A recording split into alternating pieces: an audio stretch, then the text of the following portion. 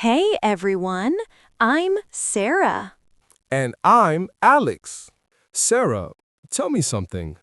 Have you ever tried to build a new habit? Like starting to go to the gym, meditating every day, or even studying English more often, and felt this huge frustration because, I don't know, on day 22 or 25, the motivation just vanished? Alex, is that even a question? Who hasn't? I have a whole list of habits I started with all the excitement in the world that just fizzled out a few weeks later. You always end up feeling like a failure, right? Like the problem is our own lack of discipline. Exactly. We blame ourselves. But what if I told you that it might not be your fault, but the fault of a magic number that we've all been told? What if the famous story about it taking 21 days to form a habit didn't come from the science of habits, but from a plastic surgeon in the 1960s? What? A plastic surgeon? You've got my attention now. How is that possible? I thought that was a universal scientific truth. You have to tell me more, because that's exactly what we're going to talk about today. It's a fascinating story. Dr. Maxwell Maltz was a surgeon who noticed that his patients took, on average, about 21 days to get used to their new faces or the absence of a limb. He wrote about this observation in a book, and the idea spread like wildfire. But it got oversimplified. What was a casual observation turned into an inflexible rule. Wow, that's shocking. So, the basis for all of our collective frustration is actually a misinterpretation of an observation about plastic surgery, not about learning a new skill or changing a daily behavior. That completely changes the perspective. It changes everything. And to understand how habits really work, I like to use a metaphor. Let's imagine that building a new habit is like creating a small path in a field of tall grass. Okay, I'm picturing it. A green field, grass up to my waist. Exactly. The first time you walk through that field, the grass just bends a little. You look back and can barely see where you went. The second time, maybe you can see a faint line on the ground. After walking through it 5, 10, 20 times, a trail starts to form. And after many, many repetitions, a clear, easy-to-follow path finally appears. The grass doesn't grow back as strongly there anymore. Ah, I get it. The path is the habit in our brain, the neural pathway. That makes so much sense. And what's most interesting is that, using that metaphor, no one in their right mind would ask, how many days does it take for the path to appear? Precisely. The right question isn't about days. The real question about habits is, how many times do we need to walk that path for it to become the default route, the easiest one to follow? It's about repetitions, not about time on a calendar. And that shift in focus can free us from all the pressure and guilt. Absolutely. Because when we focus on the number, on 21, any day we fail feels like a complete reset. It's as if all the grass grew back instantly, and we have to start from scratch. And that is so demotivating.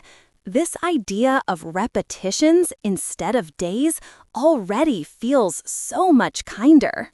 Exactly. Neuroscience calls this myelination. Every time you repeat an action, the brain strengthens the sheath of that neural pathway, making the electrical signal faster and more automatic. You're not fighting against time. You're building a physical structure in your brain. And that frustration of not succeeding is so common. I can give a classic example I think everyone has experienced. The famous goal to drink more water. It sounds like the simplest thing in the world, right? The simplest and perhaps one of the hardest to maintain consistently. Go on, I'm all ears. So, at the start of every year or month, I'd think, this is it. I'm going to become that healthy, hydrated person.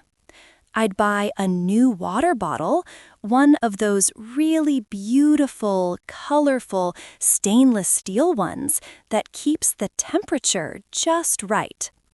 I'd place it right in front of me on my desk, like a trophy of my future discipline. The first step, setting up your environment. Classic strategy. And did it work? For the first few days, yes, I felt great. But then a busy day would come along. The bottle would just sit there, staring at me, almost judging me. I was so focused on other things that I'd simply forget about it. At the end of the day, I'd pick up the bottle and realize, with that horrible feeling in my stomach, that it was still basically full. I'd only had 1 or 2 sips. And that feeling, Alex, it's a small, daily defeat. It seems silly, but it repeats day after day. And that is the crucial point. You described it perfectly. A lot of people think the problem with not drinking water is, well, mild dehydration. But the real cost, the hidden cost, isn't physical. It's the impact that this tiny, daily failure has on our self-confidence. Exactly.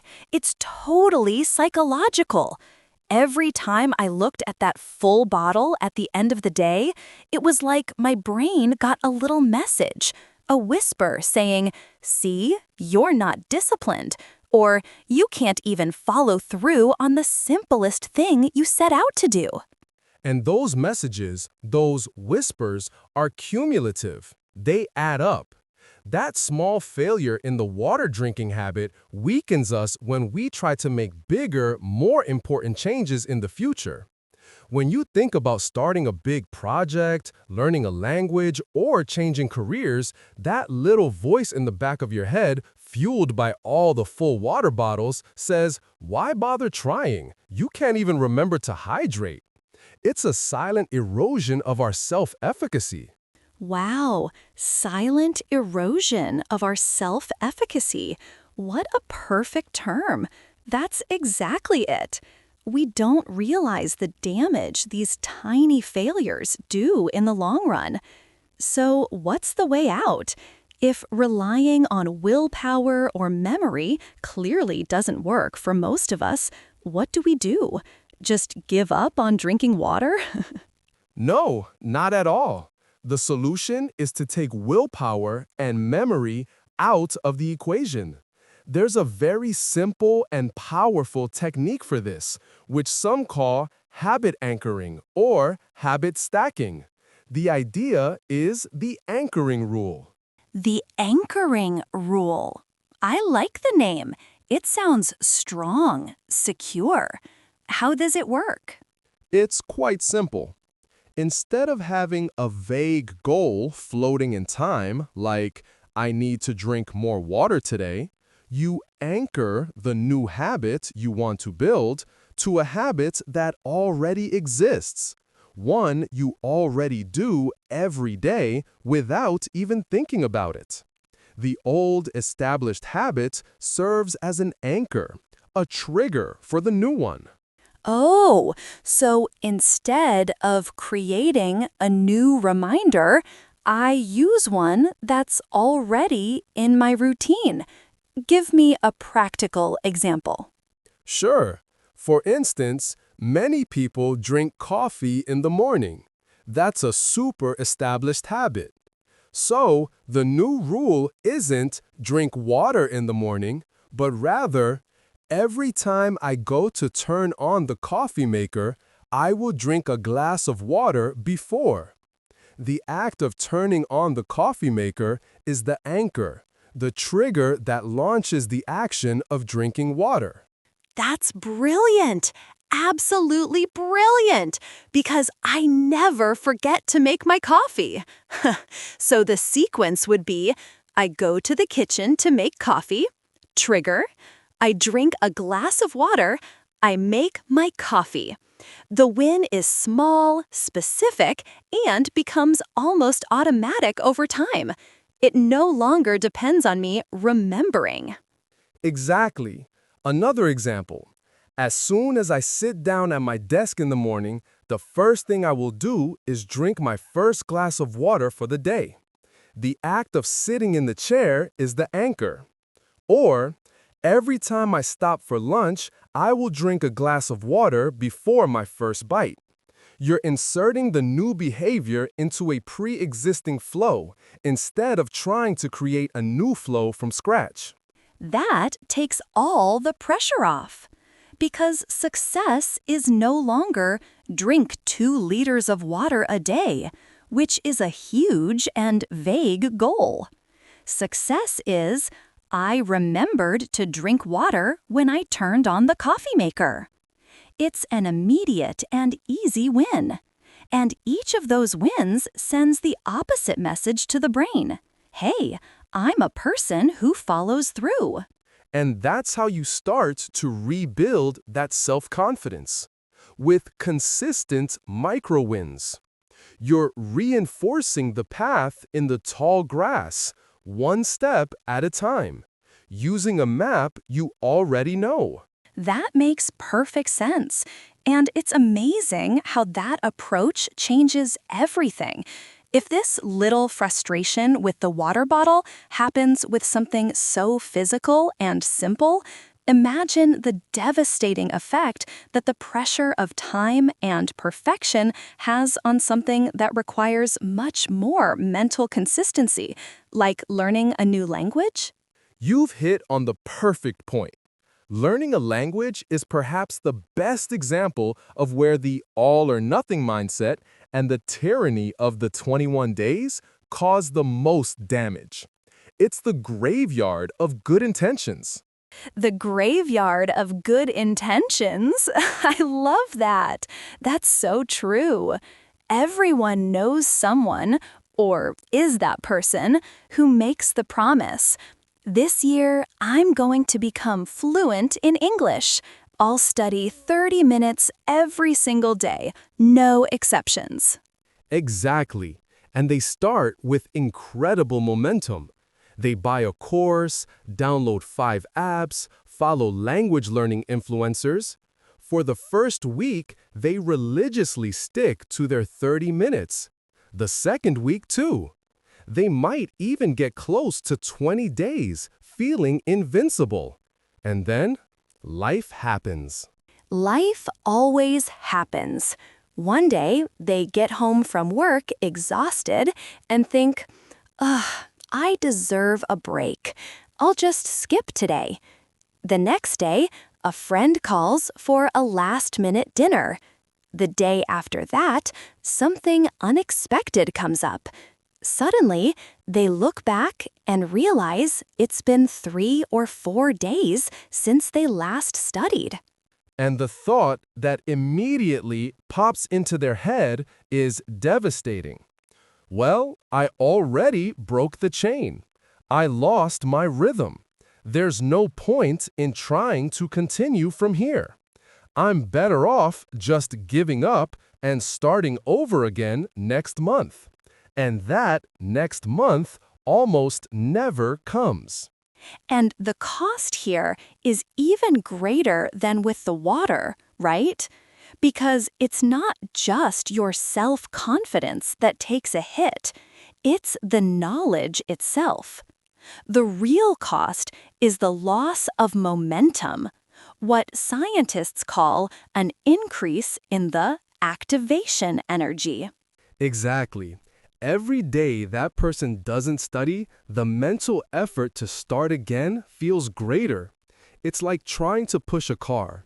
If you keep it moving, even slowly, the effort is small. But if you let the car come to a complete stop, the effort to get it out of inertia again is massive.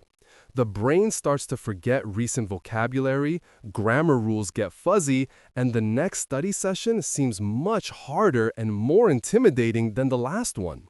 And the final consequence of all this is stagnation.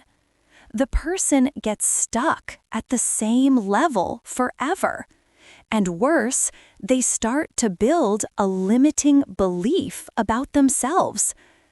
English just isn't for me, or I don't have a talent for languages. All because they tried to be perfect instead of just being consistent.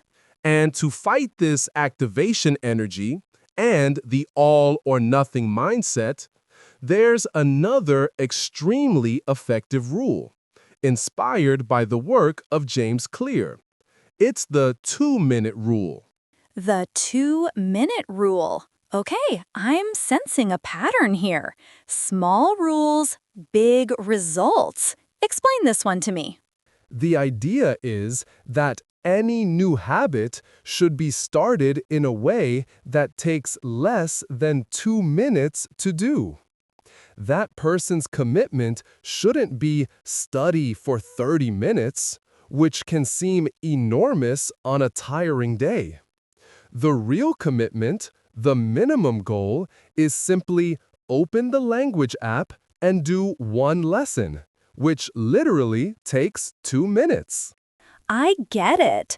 The goal isn't to hit 30 minutes every day. The goal, above all, is to not have a zero contact day with the language. It's about keeping the chain alive, even if today's link is tiny. Exactly. The goal isn't to study English, it's to not break the streak. Instead of read 20 pages of a book in English, the 2-minute rule would be read one paragraph. Instead of watch an entire episode of a series without subtitles, it would be put on headphones and listen to one song in English. The goal is to make the act of starting so easy that it's impossible to say no. You're optimizing for the beginning of the habit, not the whole thing. You know, that reminds me so much of my attempt to learn guitar. I had this goal to practice 45 minutes a day. It worked for about 2 weeks. After that, it became such a huge chore that I started to avoid even looking at the instrument. The activation energy became massive. And what did you do? I read about this idea and decided to try it. My new rule became pick up the guitar and play a single chord every day. That's it. It was ridiculously easy. And what happened was magical. On many days, I really did just pick it up, strum a G chord, and put it away. Win. But on most days, once the guitar was already in my hands, I'd think, well, since I'm here, I might as well try to play that one song. And the next thing I knew, 15 or 20 minutes had passed. The 2-minute rule isn't the limit, it's just the gateway. Exactly. You trick your brain's resistance. For the brain, starting is the hardest part. The 2-minute rule automates the beginning. And like you said, often the momentum carries you beyond 2 minutes. But even if it doesn't, you still won. You kept the path in the grass marked for another day. You maintained consistency, which is far more important than intensity for the brain to create and strengthen neural connections. That takes such a huge weight off your shoulders.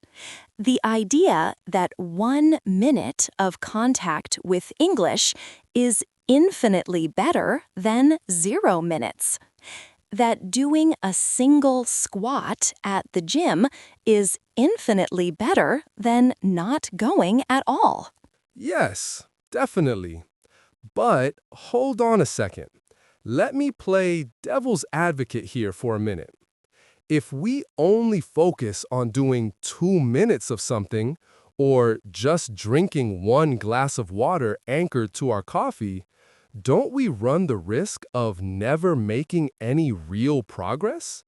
Isn't this just a way of tricking ourselves, of patting ourselves on the back for doing something when, in reality, the actual progress is almost zero? That's a great question. I completely understand that concern. It sounds like we're settling for the bare minimum. Like, how is anyone going to become fluent in English by doing 1 2-minute lesson a day? Or how is anyone going to get in shape by doing a single squat? It seems counterintuitive. It feels like we're just deluding ourselves to feel good. Right. It's a valid concern. Could this strategy end up creating a mediocrity comfort zone, where we celebrate minimal efforts and never challenge ourselves to do more? We could end up stuck in beginner mode forever, just so we don't break the chain. It's a fine line, isn't it? Between being kind to yourself to maintain consistency and being so complacent that you don't get results. Where's the balance?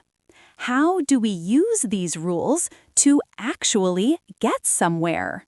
And here is the big twist. This is where it all connects. The problem with that question is that it's still focused on the outcome. It's still thinking about becoming fluent or getting in shape. The real magic of these mini solutions, like the anchoring rule and the 2-minute rule, is that their initial goal isn't the outcome, it's the identity. Identity? What? Explain that more. That sounds deep. Think about it. There's a huge difference between saying, I want to study English, and saying, I am an English learner. The first is about an outcome. The second is about who you are. Every small action you take is like casting a vote for the type of person you want to become. A vote. Wow, that's so powerful. So when I open my language app for just 2 minutes, I'm not trying to study to become fluent. I'm actually casting a vote. I'm telling myself, I am the type of person who doesn't go a day without engaging with English. Precisely. The 2-minute rule isn't the final goal. It's the way you cast a vote for your new identity every single day in an easy and undeniable way. When you drink that glass of water anchored to your coffee, you're voting, I am the type of person who takes care of my health. When you pick up the guitar to play one chord, you're voting, I am a musician. That changes everything because it solves the counterpoint. The goal isn't the visible progress at the beginning. It's solidifying the belief. It's building the evidence for yourself that you are that person. And once you truly believe you're that type of person, Increasing the time from 2 to 5, 10, 30 minutes becomes a natural step, not a chore. Because that's what that type of person does. A person who identifies as someone who exercises will naturally want to move more. An English learner will feel curious and want to spend more time with the language. The identity pulls the behavior along with it, not the other way around. So, the many solutions aren't to trick ourselves. They are the most efficient tool for building the foundation of our new identity.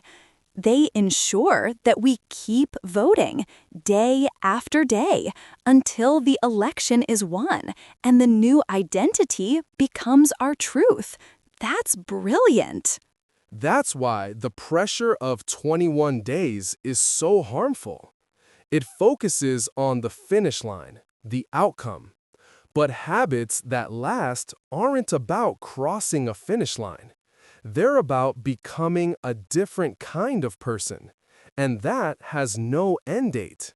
It's a continuous process of proving to yourself who you are. That brings us to a much more powerful conclusion. So, we need to forget the 21-day finish line. The most powerful question you can ask yourself every day for any habit is, what small action today confirms the type of person I want to become tomorrow? That's the key question. One small action, one vote at a time. That's how real, lasting change happens. Well, I think at the end of the day, that's the main message. The secret to lasting habits isn't on the calendar. It isn't in a magic number, but in consistency. Every small repetition, no matter how short, is a vote of confidence you cast for your new identity. For sure. And it's a much kinder and, paradoxically, a much more effective approach. No guilt, no pressure, just one small step at a time in the direction of who we want to be. A great thought to end on. Well, that's all the time we have for today. This was a great conversation. Thanks everyone for joining us. We loved this chat, and we'd love to know what you think. What's the one habit you've always wanted to build? Try using the 2-minute rule or the anchoring rule just for this week, and let us know how it goes for you in the comments. And of course, don't forget to subscribe to the channel so you don't miss our next chat. Until next time, everyone. Bye!